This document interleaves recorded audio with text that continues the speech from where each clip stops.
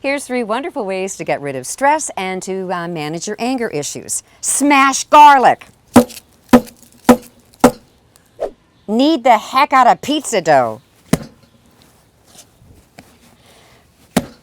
And smash raspberries. Today on my left frying pan, I'm smashing raspberries because we're making jam.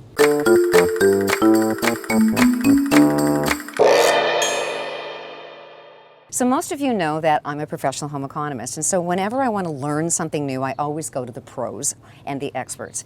And when it comes to jams and jellies, pickles and preserves, I've always gone to Bernardin. I'm a huge fan of theirs. So I was really excited when they asked to partner with me and teach all my wonderful followers how to make jam, and then in September we're going to partner again and learn how to make pickles. So today, coming up, raspberry jam. So we're going to make raspberry freezer jam because it's the easiest way to sort of springboard into the world of canning. And canning, there's rules, okay? Now, you know that I'm an improviser. You know that I've been in Second City, and so I like to kind of make things up. But I would never, ever make up a recipe for baking or for canning. You have to follow the rules. Or as my cousin Lucina, the food scientist, would say, follow the rules. Whoa. Okay, so follow the rules. Rule number 1. You're going to be using, I'm going to use freezer containers for this jam, and Bernardin makes a special freezer container. The recipe that I'm going to follow uses 5 of them, and there happens to be 5 in the package. Genius. Wash them in hot soapy water, let them air dry, the lids included, and then when if they're not quite dry when you go to use them, get a clean tea towel and wash them out. So you're not boiling these. You would boil these when we make the pickles in September. But this is the first step, right? Wash hot soapy water. The second thing is that you have to measure your ingredients correctly. Now, it calls for 1.5 cups of sugar. And one of the reasons why I love freezer jam is because it uses less sugar, and when you're making it when it's blazing hot outside, you don't have to worry that you're heating a canner up in the middle of July or August. So you're going to keep cool while you're doing it. 1.5 cups of sugar. Genius, measure it really well. You're going to be using pectin that is specially made for freezer jam, and this is what helps thicken up the jam.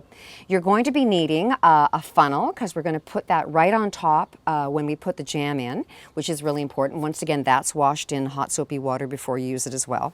And then your fruit. You pick through your fruit really well, see if there's anything moldy or that's not looking great, and give it the old heave-ho, and then rinse it really well. And in the case of raspberries or any kind of berry, I like to put it out on a clean tea towel, and then I sort of air dry it a bit. It doesn't have to be totally dry because we're going to mash it up anyway. Now, the whole big thing when it comes to freezer jam is that you're going to smash the raspberries and then measure them. It's not like 1 cup of raspberries in, so you have to smash them first. I have all of my stuff ready to go, and now we're going to start making the jam. You know, if you forget how to make the recipe, it's down below, but it's also on all the packages too. So, I mean, this is like so cinchy. Okay, open the package of pectin. All right, we're all together on this one. And then we're going to add 1.5 cups of sugar that you measured out, because you have to follow the rules. Follow the rules. Das ist gut. We're going to mix this together until the pectin and the sugar are all well combined. And I like to use a wire whisk with this. The next step is you get to smash up the berries. Now, this is really fun, as you knew from the beginning, but this is also really good if you've got little kids, because they get to play with their food, or if you've got grandchildren. It's just a really excellent way to have fun in your kitchen.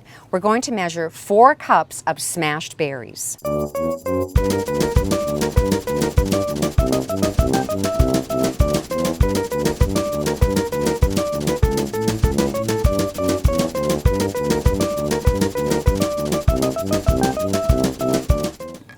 All right, that's 4 cups. There's a little bit left, but you don't add it because you have to follow the rules. And now you're going to mix it for 3 minutes. 3 minutes.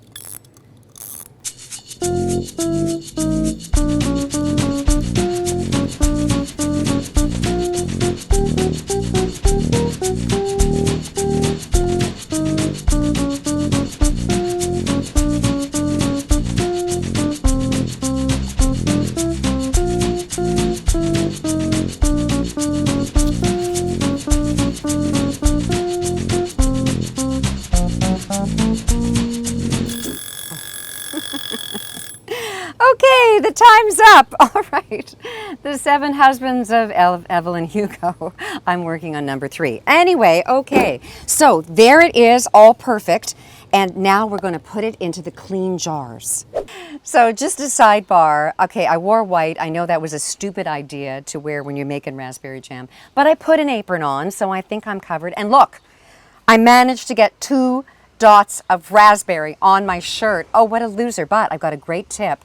You pour boiling water from a big height over top, boom, they're gone. We'll stick that on this video, won't we? Okay, so look at this gorgeous color. Oh my gosh. Now, food safety rules, we're gonna dip a measuring cup into the jam, and then you're gonna pour it through the funnel, and what that does is prevent the jam from getting along the rim.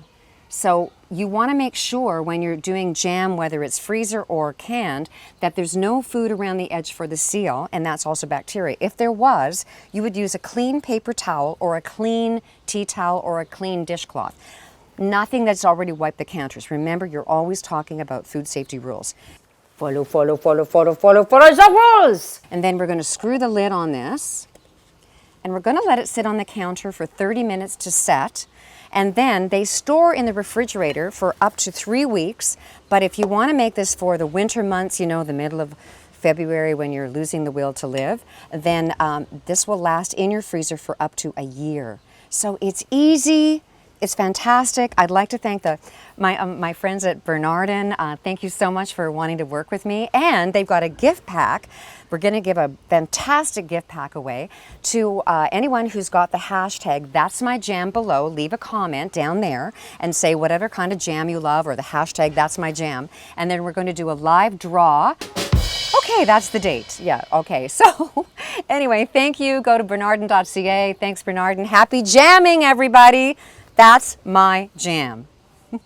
All right, we're gonna get rid of these stains on my shirt. I need a bunch of things: a bowl and a sink, a kettle of boiling water, and something to stand on really high so I'm on a great height. You pull whatever it is that got the berries kind of tight over a bowl, and then from a height, slowly drizzle it over the stain, and look, it's miraculously gone. It's a miracle. Who knew boiling water gets rid of stains? Thanks to my best friend Mikhail's mom, Peggy, for that big tip.